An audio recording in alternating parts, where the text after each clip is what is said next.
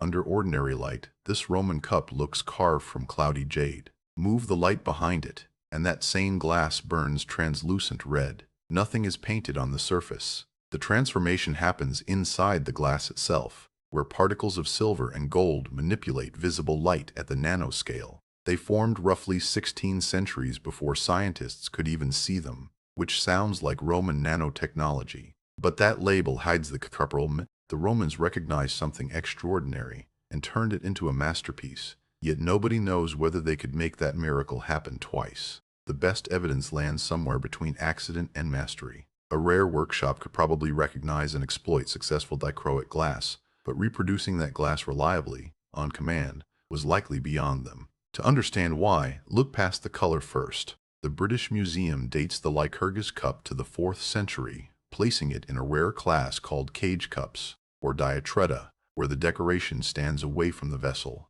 held only by tiny glass bridges. The scene shows King Lycurgus fighting the followers of Dionysus, the god of wine. In the myth, Lycurgus attacks them before the nymph Ambrosia becomes a vine and traps him, and the cup freezes that violent moment in glass.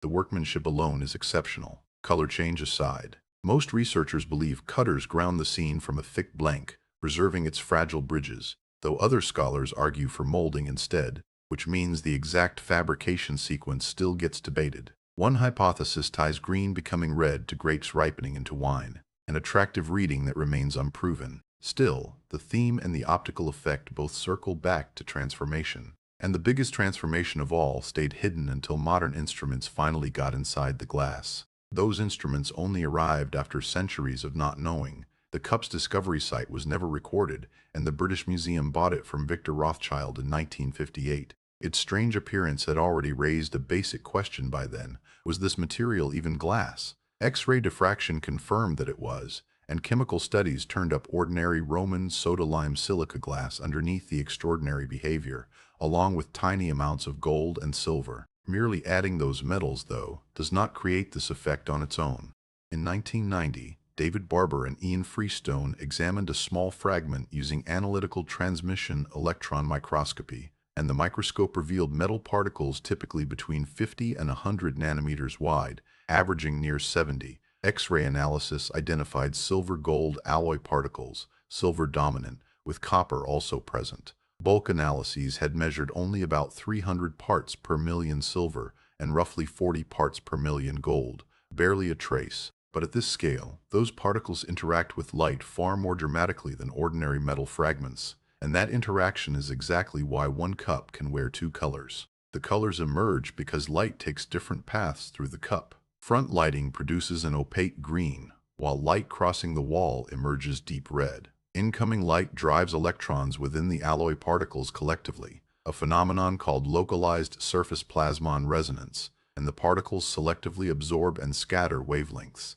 suppressing most of the green passing through and letting red dominate. Reflection turns out to be more complicated than a simple silver makes green explanation. Replica research published in 2021 showed that scattering from silica-rich droplets, combined with iron absorption near the glass surface, also helps produce the green reflected color. The cup behaves like a complete optical system, where particle size, composition, concentration, glass chemistry, phase separation, wall thickness, and heating all matter. Change one variable, and you might get red glass without green reflection. Change another, and the glass turns dull, brown, or nearly ordinary. Here's where the story turns. Roman artisans could see the result, but they could not see the particles producing it. So how could particles this precise form inside an ancient furnace? The answer starts with chemistry. The Romans understood through practice, not atomic theory. Primary workshops melted raw glass while other specialists shaped or cut it, and the Lycurgus glass probably passed through severally padded. Gold and silver could dissolve into the hot melt as ions, and later heating and chemical reduction let metal atoms gather into tiny alloy particles, a color-developing heat treatment glassmakers call striking. Temperature, timing, atmosphere, glass chemistry, and reducing agents could all shift the outcome, and the original recipe remains unknown. Possible metal sources include silver carrying traces of gold, metalworking debris, or residues from gold leaf decoration, but these stay hypotheses, not recovered workshop instructions. What survives is the finished material, not the maker's explanation. The artisans may have stumbled onto the effect by accident and then recognized its value. Discovery can happen once by chance. Technology begins when a result can be repeated and controlled, and the cup's rarity shows just how unstable that position really was. That rarity rules out the easiest conclusion. The Lycurgus Cup is not the only surviving piece of Roman dichroic glass, and related fragments, including one from Baba Tepesi in modern Turkey, prove the effect was not a single freak occurrence. Ancient descriptions may mention color-changing cups, though those texts remain uncertain evidence. Surviving glasses vary in color and metal concentration, and even the Lycurgus blank itself is uneven, a pattern pointing to a rare workshop capability rather than dependable mass production. The makers probably recognized successful material and new furnace routines that improved their odds, but they could not measure nanoparticles, oxidation states, or microscopic distributions. Freestone and his colleagues concluded that coloring glass this way was likely hit and miss, and the effect apparently did not outlast the 4th century as a continuing Roman tradition.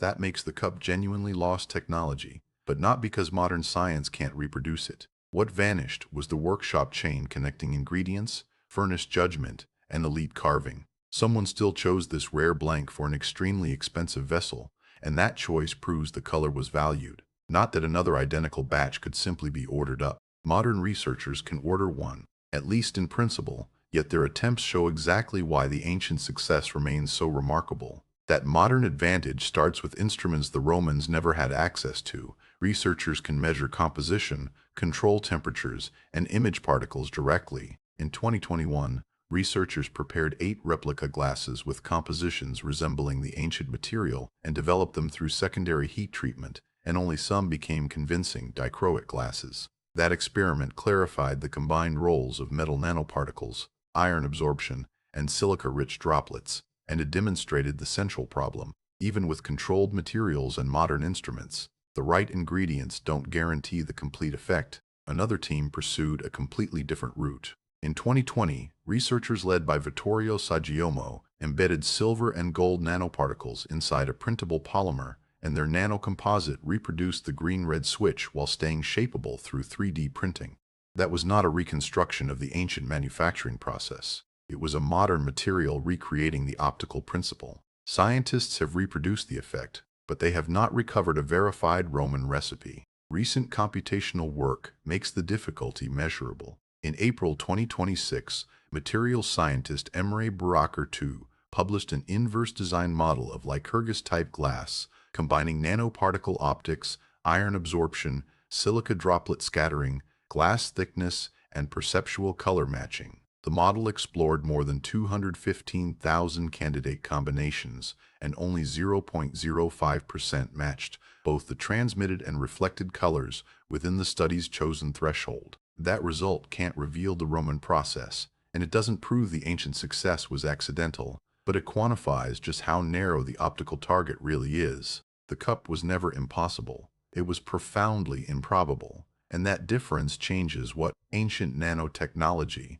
should actually mean. It should not mean the Romans understood nanoparticles the way modern scientists do, since there's no evidence they understood electrons, plasmon resonance, or nanoscale structure. It should mean their material practices reached into that hidden scale anyway, which happens throughout technological history. People smelt ores before understanding oxidation and breed crops before discovering genetics, because craft knowledge can be powerful without being theoretical. It lives in recipes, furnace colors, timing, and trained judgment.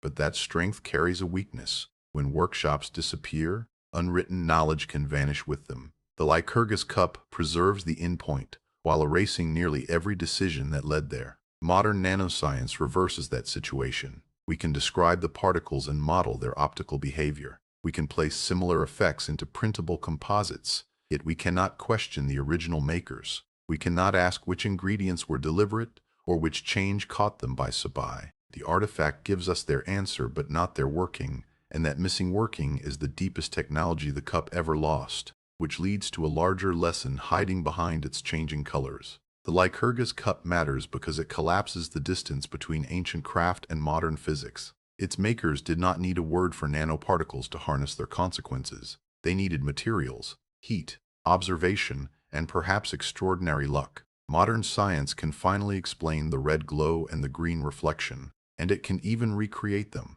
But explanation is not the same as recovering a lost tradition. The knowledge belonged to workshops and supply chains that left almost no record, and one surviving cup carries the result across 16 centuries. Its colors are not evidence of impossible ancient science. They are evidence of something more human. Craftspeople can discover astonishing effects before anyone understands why they work, and when their chain of practice breaks, a masterpiece can become a mystery overnight.